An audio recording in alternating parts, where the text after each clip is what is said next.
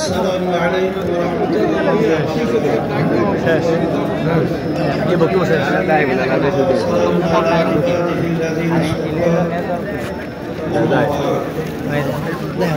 وأعوذ بالله من الشيطان الرجيم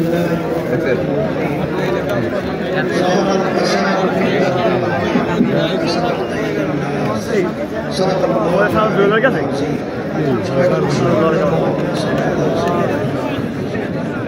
وحبيبنا صلى الله عليه وسلم ইসলামী আন্দোলন বাংলাদেশের সহযোগী একটা সংগঠন ইসলামী যুবক আজকে ইতিহাসে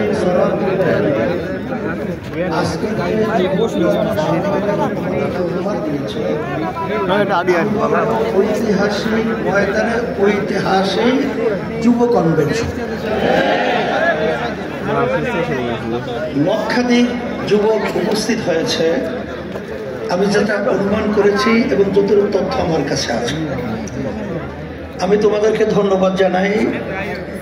কারণ আমরা যে আশা চিন্তা আকাঙ্ক্ষা নিয়ে আমরা যে মাঠে ময়দানে কাজ করছি, তার আজকে আমাদের আশার অনেকটা বাস্তবতা তোমাদের কনভেনশনের মাধ্যমে তোমরা আজকে আমাদেরকে আদায় করি। আল্লাহ রাব্বুল আলামিন তোমাদেরকে জাযায়ে খায়র আল্লাহ দান করুন। কথা বেশি লম্বা না করে, যেহেতু আসরের নামাজের সময় একেবারে এসে গেছে, আমি যুব কনভেনশনের মাধ্যমে আমি তোমাদের সামনে যে আয়াত শরীফ তেলাওয়াত করেছি, আয়াতের মাধ্যমে মূলত বোঝাতে চাই, আল্লাহ রাব্বুল আলামিন বলেছেন জিহাদ করো করার মতো। আজকে তোমরা জানো বাংলাদেশ সহ তামাম দুনিয়ার মধ্যে যে নীতি আদর্শ বাস্তবায়নের চেষ্টা চলছে, সেই নীতি আদর্শের মাধ্যমে মূলত দুনিয়াতে শান্তি ব্যক্তি পর্যায় থেকে শুরু করে সমাজ রাষ্ট্র কখনো দেখে নাই, কোনোদিন পায় নাই, পাবে না। একমাত্র একটা নীতি আদর্শ, যেই নীতি আদর্শের নাম হলো ইসলাম। আজকে ইতিহাস পড়লে আমরা দেখব ইসলাম নীতি আদর্শের মাধ্যমেই শান্তির গ্রান্টি দুনিয়াতে, আখেরাতে মুক্তি। তার বাস্তবতা আপনারা দেখেছেন। আমাদের দাদু যে কথা বলেছেন, এই হিন্দু ঐক্যজোটের সভাপতি, তিনি ইসলামী আন্দোলনের ব্যাপারে বলেছেন যে আমরা দেখেছি সেই 71 থেকে শুরু করে ইসলামী নীতি আদর্শ যারা আমরা লালন করি, আমাদের কি চরিত্র, আমাদের কি আদর্শ, আমাদের কি কার্যক্রম। যেহেতু সে বলেছে, নতুনভাবে আমার আলোচনা করে বোঝার কোনো প্রয়োজন হয় না। এখন কথা হলো এতটুকুই যে সামনে আমাদের জাতীয় নির্বাচন আসবে। এই নির্বাচনের মধ্যে সবচেয়ে এই নীতি আদর্শ বাস্তবায়নের জন্য উল্লেখযোগ্য ভূমিকা পালন করতে হবে যুবকদের। আল্লাহ রাসূল সাল্লাল্লাহু আলাইহি ওয়াসাল্লাম যুবকদের ব্যাপারে দোয়া করেছেন যে যুবকরা ইসলামের সহযোগিতা করেছে। তার বাস্তবতাও তোমরা বাস্তবে মাঠে দেখিয়ে আমাদেরকে সেই কথা আল্লাহর হাবিবের বাস্তবায়ন দেখাবা। এটাকে আমরা আশা করতে পারি আলহামদুলিল্লাহ। তাহলে কি করতে হবে তোমরা তো জানো। তোমাদের সভাপতি তিনি বলেছেন যে আমাদের কেন্দ্র পর্যায় পর্যন্ত আমাদের শক্তি বাড়াতে হবে। এই শক্তি বাড়াতে হলে আব্বাজান রহমাতুল্লাহি আলাইহি তার যে ঘোষণা ছিলেন ঐতিহাসিক, যে মাসে কমপক্ষে 4 জনকে তোমরা দাওয়াত দিবা ইসলামের পক্ষে নিয়ে আসার জন্য।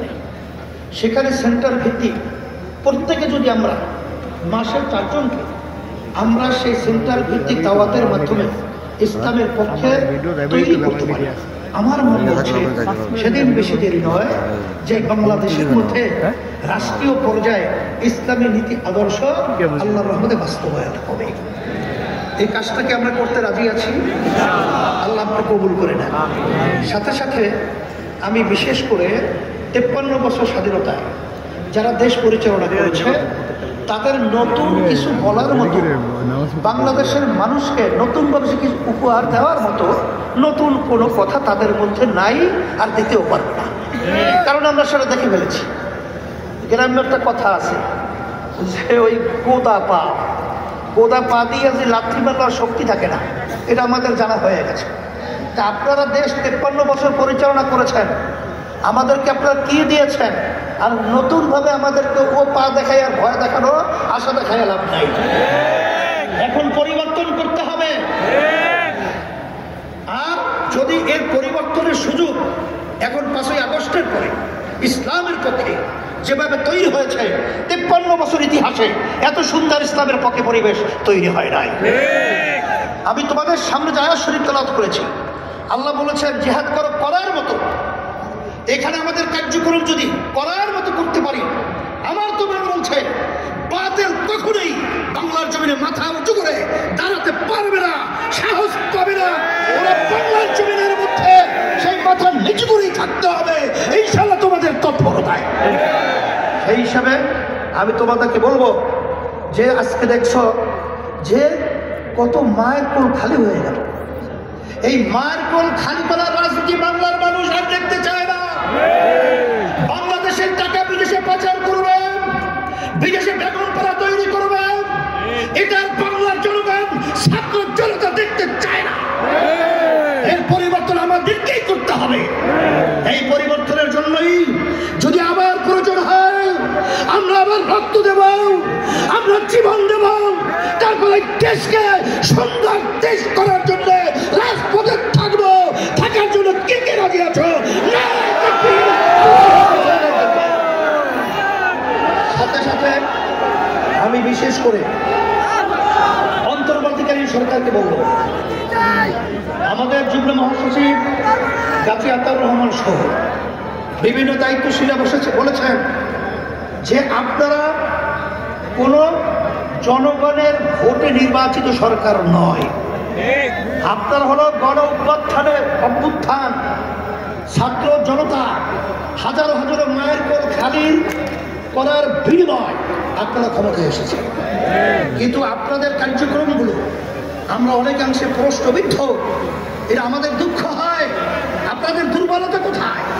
কে কি বলবে তা জানি না।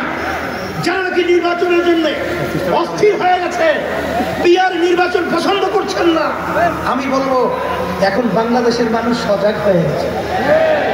আপনারা জরিপ করে দেখেন, আপনারা তো মনে করেন আপনারা অনেক তাল গাছ হয়েছেন, আসলে আপনাদের মায়ের পায়ের নিচে মাটি নেই, মাটি কিন্তু সরে গেছে।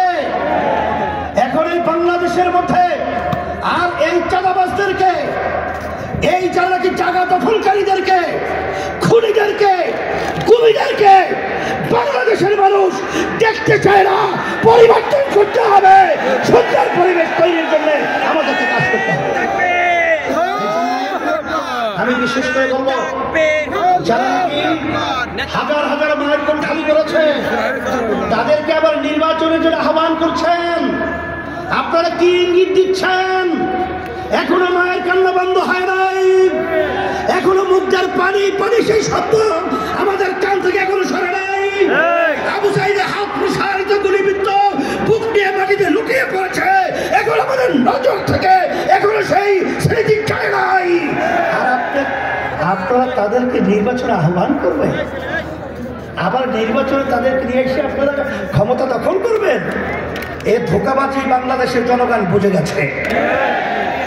তাহলে আমরা বলবো, যারা নাকি বিভিন্ন সময় লক্ষ্য করেছি যে আপনারা সাধারণ ক্ষমা ঘোষণা করেন, আবার কেউ তাদেরকে নির্বাচনে আহ্বান করে, এইসব ধোঁকাবাজি বাংলাদেশের জনগণ এখন বুঝে ফেলেছে।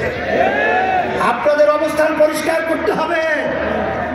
আপনারা এই স্লোগানের মাধ্যমে কাদেরকে খুশি করতে চান, এটা কিন্তু বাংলাদেশের মানুষ বোঝে। আর এই পাশে আমাদের যে রাষ্ট্র রয়েছে, নিয়ম ছিল বন্ধুত্ব সুলভ আচরণ আমাদের সাথে করবে, কিন্তু তাদের আচরণে আমরা বন্ধুত্ব পাই নাই। তাদের দোষদেরকে খুশি করবেন এবং তাদেরকে নিয়ে আপনারা ক্ষমতায় যাবেন না, এটা কখনোই হবে না, আর হতে দেওয়া যাবে না।